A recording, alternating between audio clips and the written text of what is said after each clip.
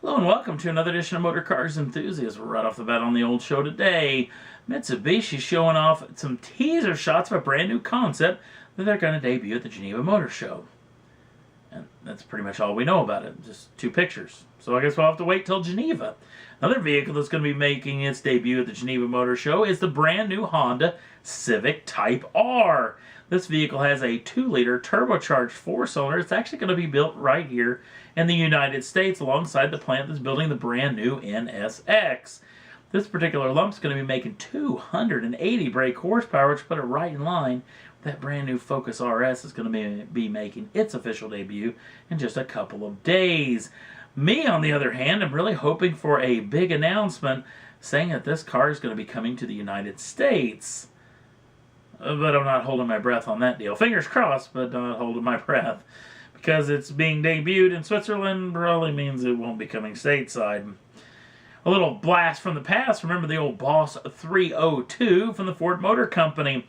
Apparently this thing's going to be making a triumphant return as some Ford Motor blogs have actually shown off a parts catalog showing off a 302S Boss Edition that may be coming in 2016, which got a lot of folks thinking the Ford Motor Company may be coming out with its second edition of a full-blown race car. The first edition being that Cobra Jet that's actually tearing up the drag strips all over the country, and it's for drag race use only, not street legal at all. Apparently, the folks over Ford Motor Company are building a road race version, which is what the Boss 302, or I should say the 302S Boss Edition, is going to be. Full roll cage, probably adjustable dampers, all completely stripped down with an aero kit, the whole deal. Not even close to being something you'd want to drive on the street for track use only, but we've got another year to think about this because there's no official announcement, at least from the Ford Motor Company, as of yet. Sticking with Ford and the GT350R, which is about as close as you can get to a race car and still be able to drive on the street. Apparently this thing is killing it. Around the Nürburgring Nordschleife loop, we're already hearing rumors this vehicle has gone around it in 7 minutes, 32.19 seconds. That is blistering fast for an American muscle car. And it whooped up on the Camaro Z28, which did it in 7 minutes, 39.19 seconds. Just a handful of seconds faster than the old Camaro. But I tell you what, no matter which side of the fence you're on, a lot to be proud of from two American muscle cars that are quite the performers and some very good muscle car, well, road race car, I guess you could almost say, action from the folks over Ford Motor Company and General Motors. So hopefully hear a lot more about these two fighting in the future.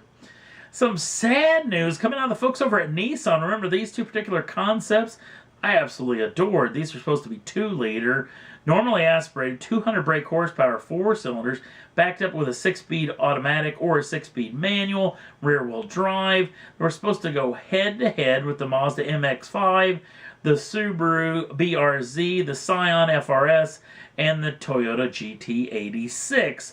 These two particular machines were going to be fantastic, but apparently the IDX concepts that I think debuted at the Paris Motor Show, maybe the Tokyo Auto Salon, are officially DOA, dead on arrival. They've actually killed off the project altogether.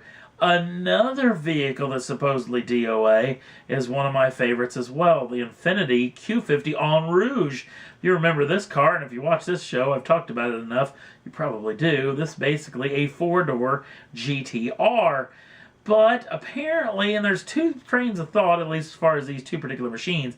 Apparently, Johan de Nysschen, which was the head of Infiniti at the time, who was really championing the Q50R, apparently may have had a little bit with the IDX. Apparently, that's why those two cars are going away, because now that he has left off and ran off to Cadillac, apparently Nissan wants to get rid of anything that he may have had his hands on. But as far as the Q50 Eau Rouge, there were still some troubles with that car as well that may have actually killed that thing off. The Eau Rouge name, which is a corner of a very famous Grand Prix circuit called Spa-Francorchamps in Belgium. Now, there's the Belgian government actually owns that particular track, and there's some sort of club that actually takes care of it. But there was a lot of talk where the royalty monies for the use of the name were going to go. Was it going to go to the Belgian government? Was it going to go right to the racetrack? And there was a huge on again, off again on whether this machine was just going to exist in name alone, or whether the Eau Rouge name would ever be able to be used. So, but apparently for right now, it is gone. Sad to say. Next up on the list, you may remember this particular concept from several years ago, which is sparking a little bit more rumors floating about what General Motors is doing in their future. Number one, they've trademarked a brand new name, Z71 Trail Boss. Now, that would be a fantastic name for this particular machine, but the Z71 package is basically an off-road package for the Silverado and GMC Sierra pickup trucks. Now, as far as what this machine may have in store, this Hummer-inspired, maybe a little bit of a Jeep-looking machine, apparently General Motors is revisiting the fact that they may want to build a Jeep Wrangler competitor that may have some Hummer qualities to it. There's also some rumors that GMC may be looking at revising the Hummer brand. Maybe not in name only, but just in the way of the styling and everything like that, in a brand new GMC vehicle, which has got me very excited. And I'm going to start another rumor right here on this program. Remember back when General Motors actually took the government's money and actually went in and took the bailout, and the government came in actually kind of dumbly and came in and said, oh, you got to get rid of a bunch of these brands. And they got rid of Hummer, they got rid of Saturn, and they got rid of Hummer, or no, I should say Pontiac.